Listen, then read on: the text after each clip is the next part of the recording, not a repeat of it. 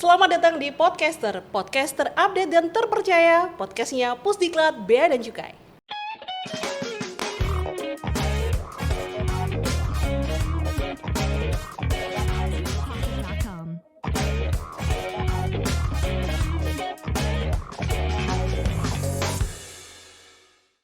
Ya, kembali lagi bersama saya Novi dan kali ini saya bersama dengan Pak Jafar. Beliau adalah Widya Iswara Pusdikat Bea dan Cukai. Kali ini kita akan membahas terkait ketentuan impor barang kiriman.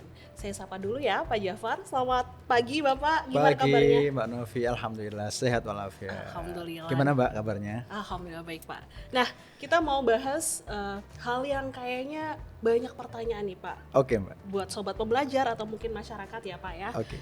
Terkait ketentuan impor barang kiriman, katanya ada update di tahun 2025 ini Pak.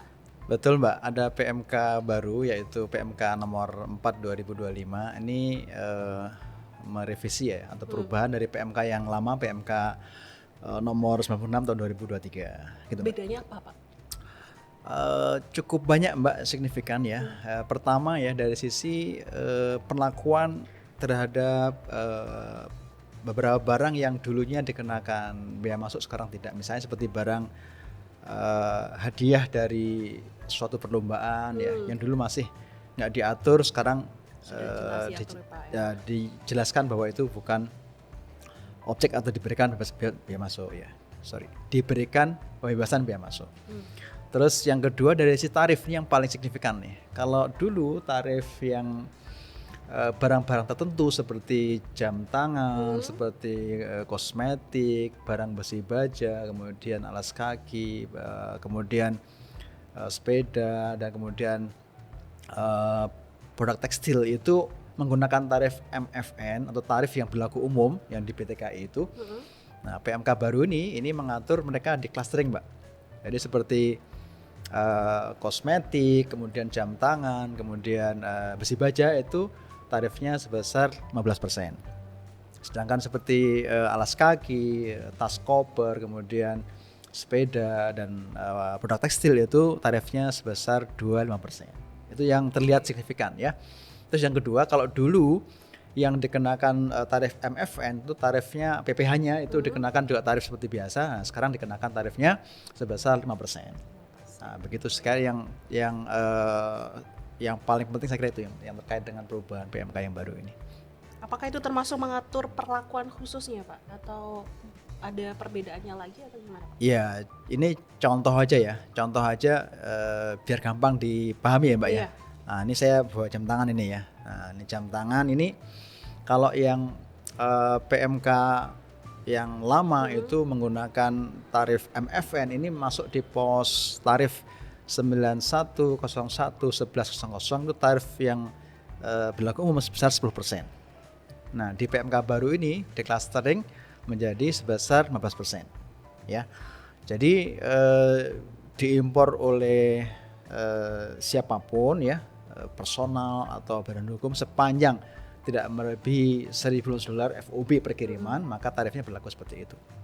Jadi ini untuk simplifikasi ya tujuannya Mbak ya, bukan tujuan untuk penerimaan negara tapi untuk kecepatan arus barang ya, kecepatan kepastian arus barang, sehingga juga tujuannya untuk melindungi produk dalam negeri, karena kita lihat emang cukup banyak barang-barang diimpor itu ya ini dari tadi itu jam tangan, kosmetik, kemudian produk tekstil, alas kaki, tas koper gitu Mbak ya. Ya baik, berarti tadi update ketentuan terbaru PMK 4 tahun 2025 nih Pak. Betul Mbak.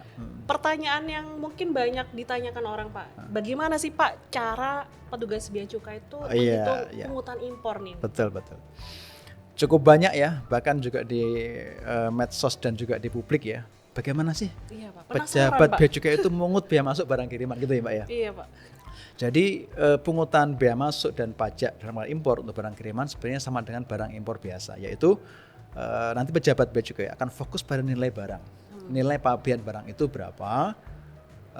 Tarifnya tadi kita bahas di awal ya. Betul Pak. Tarifnya kalau barangnya barang tertentu itu mengikuti tarif clusteringnya bisa 0% buku, 15% untuk tadi ya kosmetik, besi baja dan untuk jam tangan.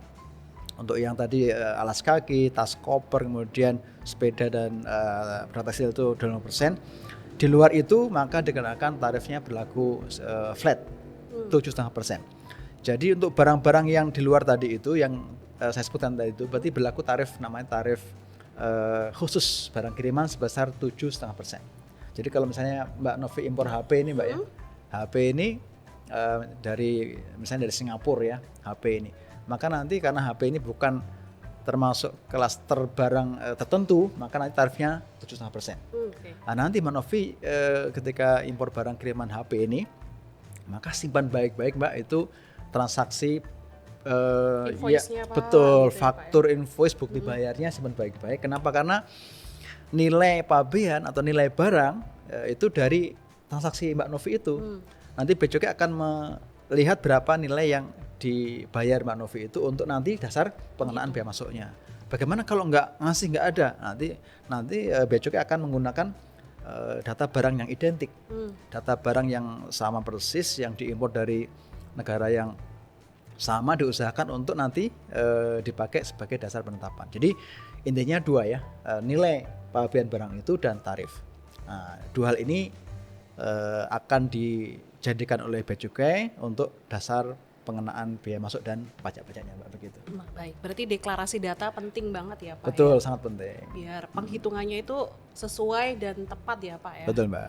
Nah, mungkin terakhir Pak, mungkin ada saran-saran atau tips yang bisa disampaikan ke sobat pembelajar biar ketika kita impor barang kiriman itu tidak terkendala gitu Pak. Betul, baik Mbak.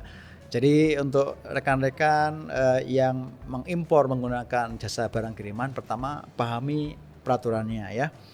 Ini ada kemudahan bebas bea masuk sepanjang tidak lebih $3 ya nilai barangnya.